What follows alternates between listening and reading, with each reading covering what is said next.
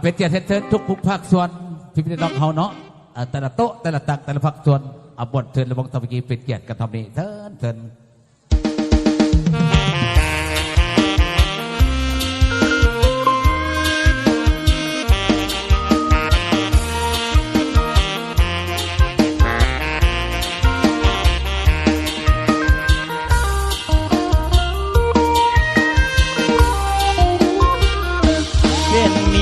บ้านจอมขวัญจงเข้าใจน้องจงเฮ็ดใจใหญ่ใจกว้างคือแม่น้ำของ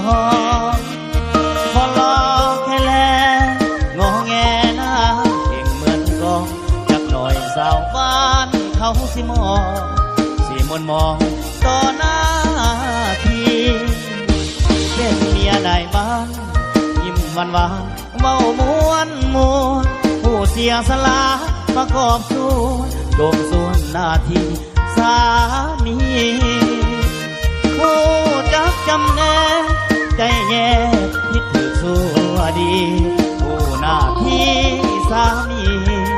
คือห้ามสายประชาชนเป็นนายบ้านบางวันจนหัวปั่นลงเลิกวิพื้นฐานแก้ไขปัญหาความยากจนติดตามคดีเรื่องที่ลักขโมยโจรเพื่อพ่อแม่ประชาชน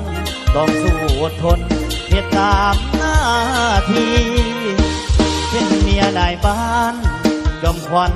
จงเข้าใจป้องกันกองประสุมใหญ่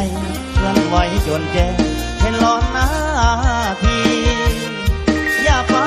ใจน้อยว่าผัวลอยไปแนวบ่ดีหันใหญ่หันน้อยบ่เคยมีบ่ทำหน้าที่บ่เคยนอกใจ